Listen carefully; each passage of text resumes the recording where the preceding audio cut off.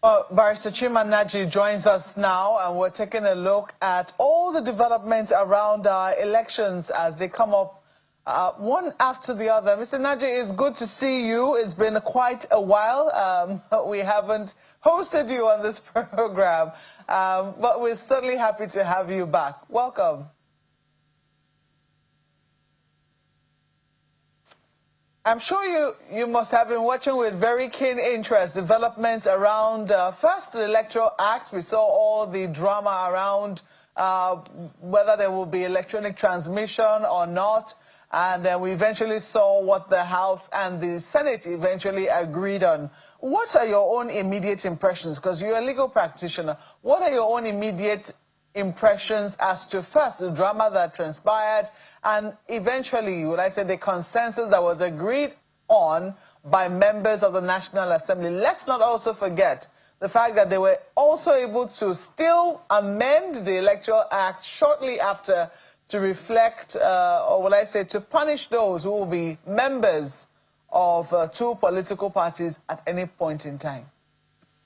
Well, many people have given up on this National Assembly because of a litany of events that come short of expectation of people in a hurry to achieve national development through political engineering.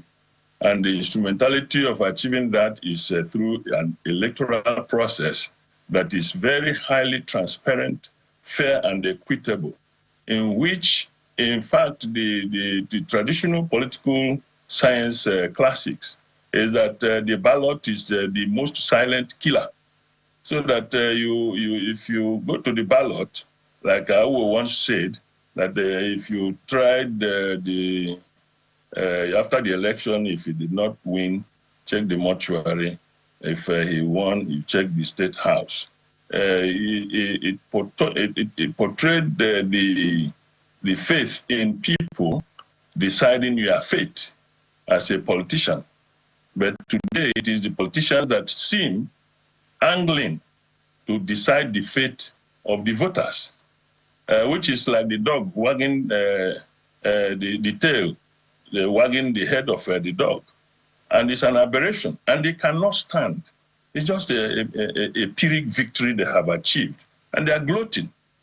There's no reason why the people who sent people to represent them, a delegate does not become the Oga of those who delegated them. It is not done, even in law. And that is what we are observing, because the people who are there hardly understand perhaps their roles, or they are so mischievous that they want to so fraudulently change the game. So Nigerians are so disappointed, and I am one of those Nigerians. There is no reason why we should not depersonalize. If you recall, many years, Channels Television, and I was part and parcel of that crusade, about 2011 or thereabout, that we should depersonalize the electoral process, such that interventions of human frailties, glitches, and so on will be avoided. We have found that seamlessly in the banking sector. So I don't know why because people are not trusting their capacity to win elections, they always want to muzzle their ways. And that is why you see Nigeria, the so-called giant of Africa, has accumulated so much clay on its foot that it cannot move. So I'm not happy about it.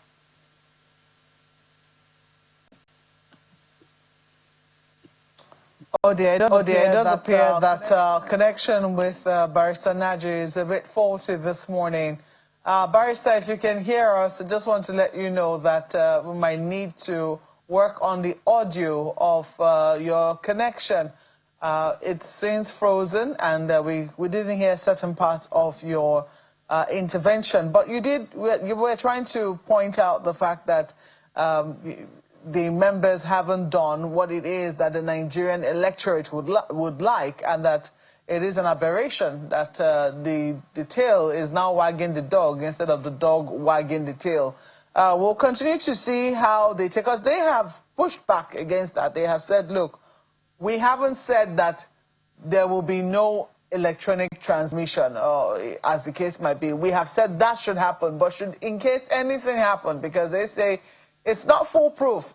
We have seen how things can happen, and you know, anything that has to do with technology is not foolproof, and we cannot just have the elections, you know, being held to ransom, so to speak. They believe that they should still have that backup on paper, and in any case, they believe that what has been snapshotted by the BVAS machine will continue to remain there until it is transmitted. So they believe that the fears that we have been misplaced. I do not know whether the explanation of members of the House has done you any good in this regard. The explanation has fallen very short and flat in the face of plenitude of evidence given by technically competent people. Many people have come to demonstrate, including the former INEC engineer who introduced and supervised the development of I can hear you. I can see you speaking, but I can't seem to hear you. I do not know if that is from my end or yours. Perhaps you check your end too. Maybe you check your end. I'm hearing you clearly. I'm hearing you clearly. I'm hearing you clearly. Perhaps. All right, Barrister. Well, what we'll do is that we'll try and work on that audio again, and then we'll come back to you. But right now in the studio, we have since been joined by Dr. Alexter Adum, who is a legal practitioner and also the former Attorney General of Benue State. Thank you so much for joining us this morning, Barrister. Good morning. Good morning. Well, this is what we're now seeing. We're looking at political developments. One of our guests is right there joining us via Zoom, and he's still expressing his angst on the new Electoral Act. But while that is going on, we also heard yesterday that the ADC, the African Democratic Congress, is quite alarmed at a plot they say is to impose a new chairman on them. They believe that powerful elements within the within the All Progressives Congress is trying to impose a leadership on them. According to them, they say that the INEC, that's the Independent National Electoral Commission, is about to recognize Mr. Nafiu Balagumbe, who is an expelled member of the party, as the ADC national chairman. And they say that there is no legal basis for any confusion, as the leadership remains firmly under Senator David Mark, following a combined meeting of the National Working Committee and National Executive Committee witnessed by INEC officials in July 2025. What are your observations in this regard? Yes, the alarm raised by the ADC is very correct because subsequent to the Court of Appeal decision, which was to the effect that the appeal by Senator David Mark arising from the decision of the Federal High Court not to grant an ex parte order against the extant NWC of the ADC for INEC to recognize them. The David Mark NWC appealed the judgment on the basis of that the court having established that there is no prima facie basis for the grant of an ex parte order should have struck out the matter. The Court of Appeal, in its own opinion, said no. This matter has a prima facie case. Go back to the Federal High Court. Let the matter be heard on its merit. That was the only order. And the court now emphasized the need for expeditious hearing of this matter and also asked that the status quo ante bellum be maintained. And status quo simply means the peaceful position of things prior to the contested issues in court. And the position was that as at 1st of July, prior to the resignation of Nafiu Bala, on the 25th of May, 2025, which made him functus officio. He had ceased to be a member of the NWC of the ADC. So he willingly resigned? He willingly resigned. But why does the party maintain he was expelled?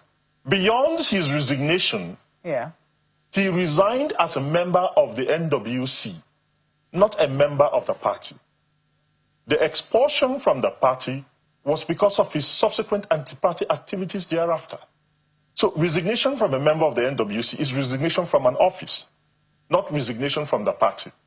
Expulsion from the party is the delisment or the disability of membership of the party. So he resigned on the 25th of May. The NWC came into being on the 1st of July and was ratified by the neck of the ADC on the 29th of July in a meeting that was observed and witnessed by INEC. So status quo ante bellum, as at the time Bala went to court in September, it was David Mark, Rao Aregbensola, and the extant members of the NWC that were in office, not Nafiu Bala or any of his colleagues. If it's so straightforward, what then is being contested in court? You see, that is why we say it is an APC agenda. Nafiu Bala and his co-travelers are being promoted by the APC. How do you know that? Do you have evidence? No, we are politicians and we live in this city. And we know the undercurrents of things when they happen. Because when the matter is kept live in the media, it is because somebody is sponsoring the media to re-emphasize the fact that there is a faction in the ADC. There is no faction in the ADC. A faction presupposes, under the Constitution of the Federal Republic of Nigeria, a faction in the political party presupposes a division at the national level. Now, a division can only occur when incumbent members of the NWC of the political party, that's the leadership of the political party, is divided into two or more factions. Now, the extant leadership of the NWC is united, one whole united whole. There is no division in the NWC of the ADC. So, calling Nafiu Bala a former aggrieved member of the party, who has since lost his membership, as leading a faction of the ADC is a misnomer. Because Nafiu Bala is no longer a member of the ADC. And since he resigned from the NWC on the 25th of May, 2025, he cannot validly lead a faction of the ADC. So when the matter is promoted as a faction, it is because somebody behind is beating the drum. And that person who's beating the drum is no other person than the APC. That is why, shortly after the Court of Appeal decision, they decided to surreptitiously, behind the closed door, write to INEC to demand that INEC enforced a judgment of the Court of Appeal. Now, if you look at the Constitution of the Federal Republic of Nigeria, under Section 287, subsection 2, all decisions of the Court of Appeal of Nigeria are to be enforced throughout the Federation of Nigeria. But it does not lie within the mouth of litigants to demand how to enforce an order of the court or construct the enforcement of the orders of the court. So the counsel to Nafiu Bala has no local standard, no authority at all to write to the INEC chairman to demand that they recognize David Mark when the Court of Appeal didn't say a thing like that. And if we didn't rise up early and raise the alarm, you will be surprised that in this country, they will now deploy an administrative route to override to achieve what they couldn't achieve in the judicial determination before the Court of Appeal. In any case, this matter is still live before the Federal High Court. The merits of the matter have not even been determined. When will the matter be heard? The Court of Appeal ordered that the parties should return back to the Federal High Court. Indeed. Now, the Federal High Court is now in a position to determine when. They haven't issued a hearing notice. Once they issue a hearing notice and a date, parties will return back to court. And the arguments will be canvassed as to whether or not, and issues have been joined with Nafiu Bala as to his competence, his local standard, and his capacity to file the suit against David Mark. These matters will be determined at the Federal High Court. When they are determined at the Federal High Court, for or against any other parties, we still have a right to go back to the Court of Appeal and then to the Supreme Court. In other words, a date is yet to be set. A date is yet to be given by the Federal High Court. Okay. Let me go back to Mr. Nachi now. I'm hoping, Barrister, that we will be able to hear you. I'm sure you're also monitoring developments here in Abuja with the African Democratic Congress. But, you know, you were expressing your, I was just saying that the explanation which members gave subsequently, that we haven't said no to electronic transmission. What we have said is that we must have a backup. Has it provided any comfort whatsoever to you? Because, as they will say, maybe it's some half-bread, maybe it's some halfway measure, or maybe it's actually to make sure that the elections are really not held to ransom. Well, in truth, there should be no half measures. Are you hearing me? Loud and clear, sir. There are no half measures. I think they know what is right. They know what is right. The other thing is that when somebody wants to be cheeky, they don't need to devise one chicanery or one kind of trick. The truth of the matter is that this country has seen a lot in the electoral firmament. We are tired of people coming to carry the ballot boxes, kill people, and make electoral processes so cumbersome and expensive. What ordinarily should have brought joy to people coming to elect their preferred candidates, people stay away or come at their own peril. That shouldn't be. And it gives room for touts and the renegades that many of whom we have in power today to be the ones presiding over the affairs, where the wrong people are managing the affairs of the right people. You can't get anything right. So there shouldn't be any half measures. We know that the banks are operating this electronic system, transmission, real time. And if it fails, we have been given a demonstration that once the data enters the device, and we have seen that even in the other devices, it's already there. So if you capture the man and take it by way of thuggery, it doesn't, it's of no value to you. So these things they are doing is just to devise a means through the back door whereby they can still achieve their dubious intention. So we shouldn't go that route. Look at the frenetic and the speedy manner in which they are trying, the House of Rep made provision for the criminalization of certain processes there. They should also do so in amending the Electoral Act from the angle of transmission of results. And let us have peace. Who is afraid of the ballot box? If you want to avoid the kitchen, leave the kitchen and don't complain about the smoke. It's run out I've to you, often said, yes. Thank you, Mark. Mark. Loud and clear, sir. Yeah. Well, thank you, Mark. You know, it's one of those things that I, sometimes think about. I mean, you just talked about the kitchen now. And in my mind, I'm always wondering how come we complain about the kitchen being the way it is when the people who can clean the kitchen with clean hands, who have clean hands and can clean the kitchen, do not want to get their hands dirty to clean the kitchen. What is your take on that one? Because there are those who are wondering, how come people who have capacity, who have run businesses and who have done very well with it, can also get into politics and try to help clean the stable so that it becomes incorruptible? What are your thoughts on that? You're good to see you in the first instance. Thank you, sir. Very well. I believe that you will recall that in 2007, I contested the governorship of Enugu State. And I am aware that so many people know and knew then that what happened was that there was no result, because they had to hold the results after many days before they released it, having doctored the result in such a way that the voters exceeded the number of all the voters registered in Enugu combined. So it is clear. That was when things were a little bit ordered.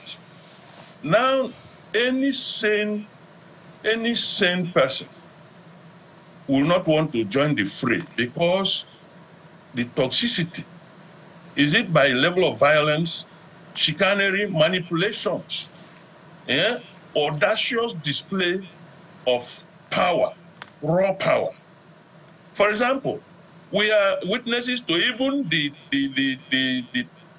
political processes going on now to ensure that candidates from other political parties do not emerge, not to talk about whether the polity will have a choice to make during the election. We know that in the political firmament, there is a lot of clamor for the opposition to be allowed to breathe. A lot. So, in such a situation, even when you may not say that the incumbent might be the direct engineer of the circumstance, those who want to outplay themselves in their show of loyalty are even more dangerous in devising means to impress their master, even though the buck stops at the master's table, for not calling out or calling in those people who are doing that to spare him some measure of integrity. So when you say people are not coming, there are so many people who want to come out and they have ideas. They are very competent in their areas of calling. They want to serve. They are not interested in stealing money. But only those who are interested in stealing money are allowed, because a thief will not want a good pastor. Mark my word, I said a good pastor, because being a pastor doesn't necessarily mean that you may not be a thief. A good pastor will never be allowed to be part and parcel of an armed robbery gang, because they will consider him, consider his presence there as an espionage, not a membership. So that is what is happening in the country. Just go to the various parts of the world. You see Nigerians in different walks of life doing marvelously well. What is difficult for a medical doctor with special experience and the specialties coming home to man certain areas? They won't come home because even kidnapping alone will not allow them. Just the mere fact that you have come home means that you have come dollars. And the system we have cannot provide security. And yet people are angling to return to office. They can't do so at the will of the people. They can only do so by the time they win the people using some measure of chicanery or violence. Okay. That is the issue. Yes. That is the issue. There's another issue that I know you're also interested in, but let me take that first to our Abuja studio. You know, Dr. Adam, a good number of parties, politicians, have raised issues about Section 77 of the Electoral Act, which says a political party registered under this shall be a body corporate with perpetual succession and a common seal and may sue and be sued in its name. But there are a number of other things under the 7 subsections of that law that people are raising issues with, one of which is that a party shall maintain a digital register of its members containing the name and some other details, and Section 4, subsection 4 says, each political party shall make such register available to the commission not later than 21 days before the date fixed for the party primaries, congresses, or conventions. Are there other sections of this, subsections of this particular provision that you or people in your party are raising issues with? Yes, thank you, Ayo. You see, the whole amendment to the 2026 Electoral Act was designed essentially to further one-party agenda of the APC. And I say this with all sense of responsibility, because if you look at the section you have referenced and several other sections which we have query with, that particular section appears to make it impossible for other political parties to be able to meet up these digital requirements before the conduct of congresses and their primaries. And why do I say this? You will recall that because the APC constitute the leadership of the National Assembly, and these proposals in the Amendment Act were there before them. So what they did was to give, what you call a head start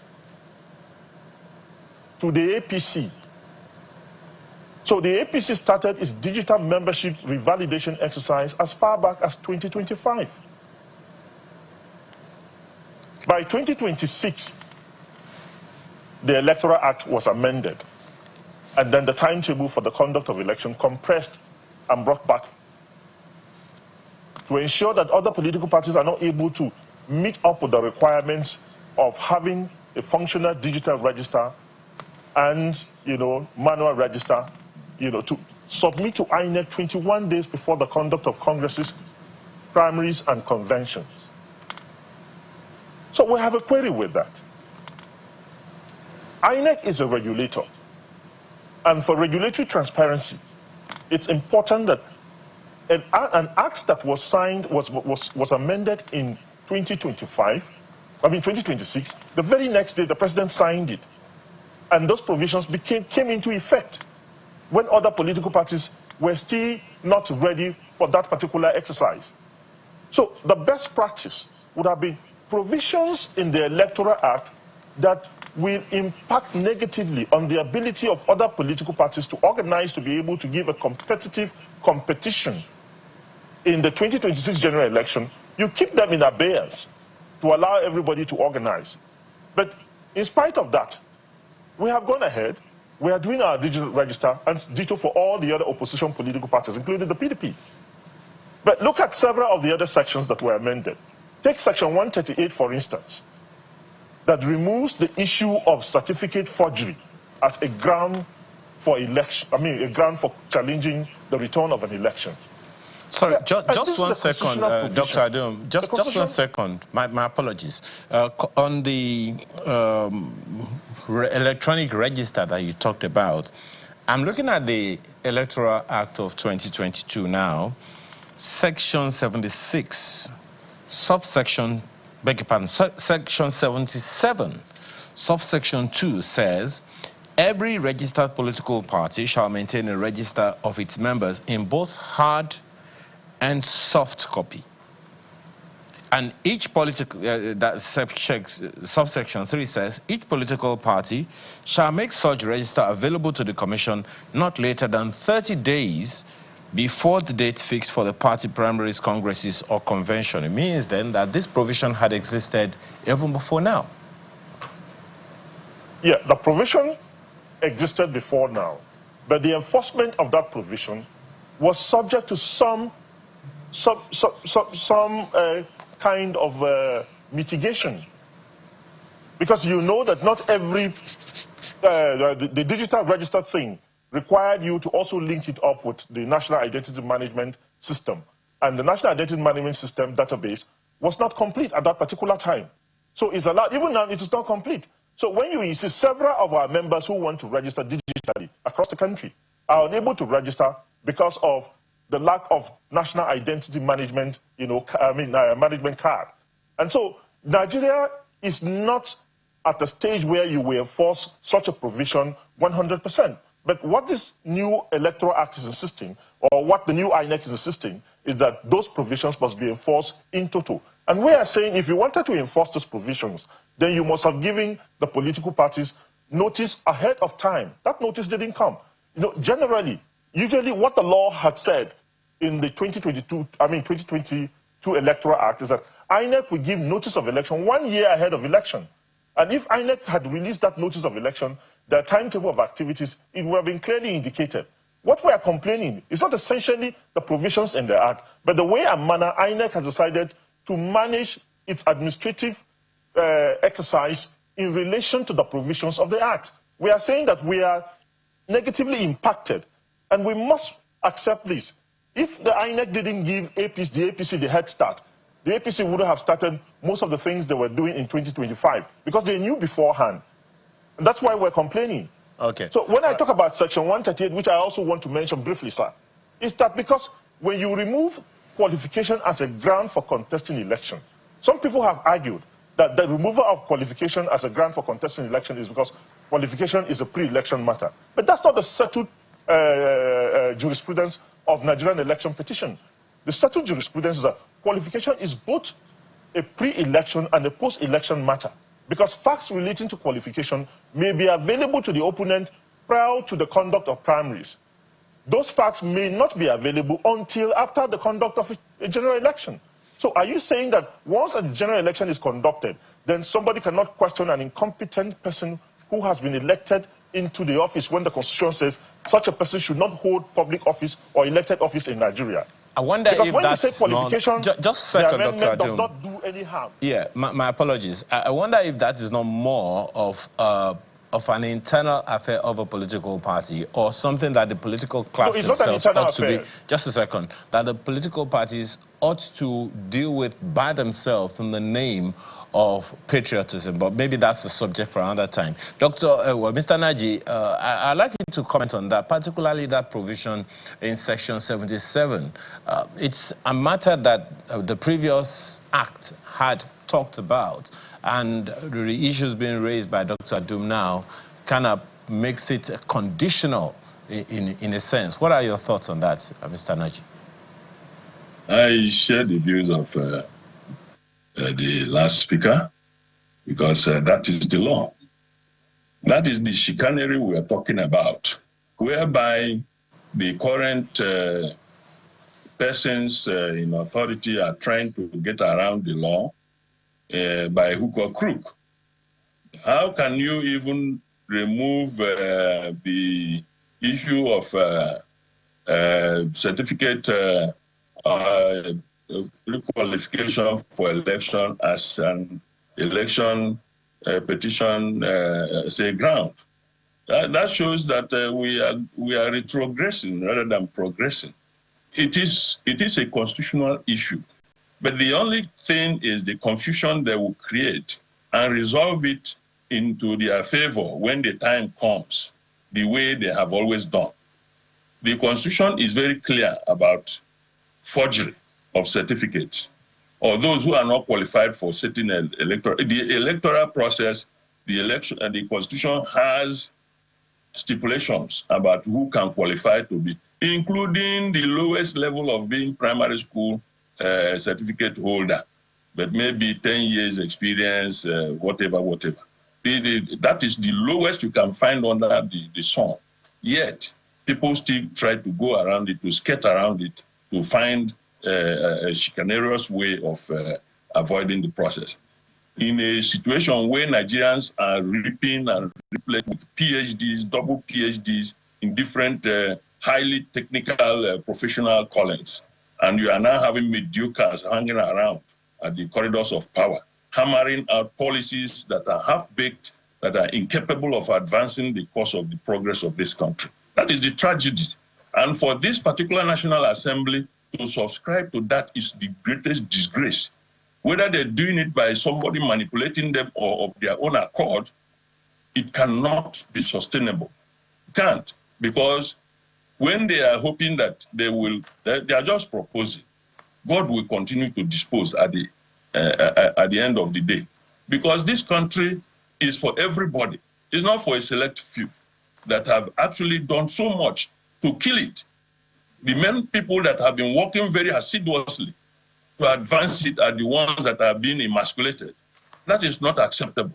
So I agree that that particular practice or what they want to achieve there is completely wrong, and it will not be sustainable, because at the final analysis, the Constitution will prevail no matter the panel that want to produce a jaundiced judgment over the matter whenever it comes up.